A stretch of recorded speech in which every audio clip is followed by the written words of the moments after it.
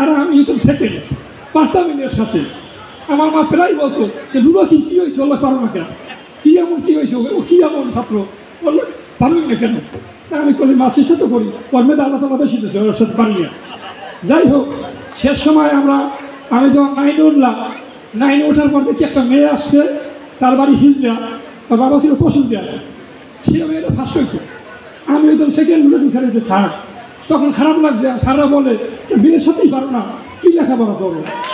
এই শেষে আমি নুরুদ্দিন স্যারে, আমি মতিশরী, আমার বসার মাস্টার, মাদ্রাসার মাস্টার, আমার আসা স্কুলে রুম ছিল, মেয়েদের কমন রুম ছিল, ওই 9-10 শুধু মেয়েরা ছিল, 6-এ 8-এ ছিল যাইয়া শুধু ছেলেরা, 9-10 মেয়েরা ছিল।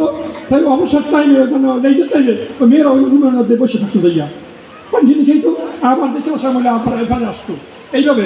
যাই হোক, শেষ পর্যন্ত আমি আর নুরুদ্দিন স্যারে শপথ করলাম যে রাত্রেও 12টার আগে ঘুমবো না, রাত্রে 12টা ঘুমবো না পরীক্ষা পর্যন্ত। তা যাই হোক, আমি মনে আছে পড়তে পড়তে যে সকাল হয়ে গেছে, এইবারে জয়নাল গাজী মামায় আজান দেয় ফজরের নামাজে, সকাল হয়ে গেছে পড়তে পড়তে। এবার পড়ছি, পড়ার পর ইনশাল্লাহ টেস্ট পরীক্ষা ফার্স্ট হইলাম, এই স্যার সেকেন্ড হইল, আর সে হইল থার্ড। আর এসএসসি পরীক্ষায় আপনারা হয়তো জানেন, বলা ঠিক না আমার, আমি উৎসাহিত হওয়ার জন্য বলি, আমাদের অনেক অভাব ছিল, আমরা বই কিনতে পারি না, নোট বই কিনতে পারি না, গান বই কিনতে পারি না, তারপর প্রাইভেট টিউশন জীবনে করি না, কিন্তু আল্লাহর রহমতে আপনাদের দোয়া আইসি পাস করিয়ে পড়ান করছি প্রাইভেট, অনেক পড়ার জীবনে পড়াইছে আল্লাহর রহমতে।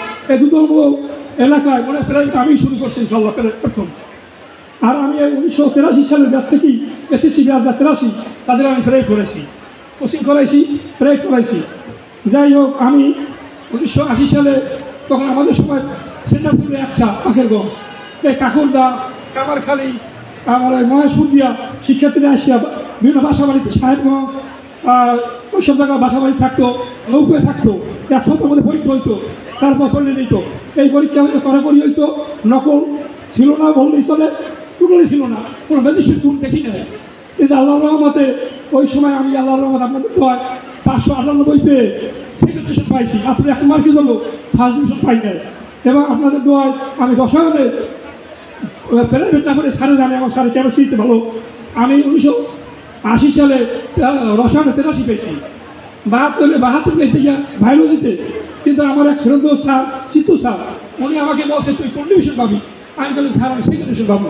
স্যারে করছি আমার প্র্যাকটিক্যাল নাম্বার কম দিচ্ছে, দেওয়ার পর যখন মার্কশিট আসে, আসার পর তো মন্নান স্যারের চিত্র স্যারের মারতেই গেছে একটা বলতে গেলে, হ্যাঁ তুই কষ্ট কী কাজটা, ওর ছেলেটা জীবন নষ্ট করে দিয়েছে তোর জন্য, ওই ছেলেটা ফার্স্ট ডিভিশন পায় না।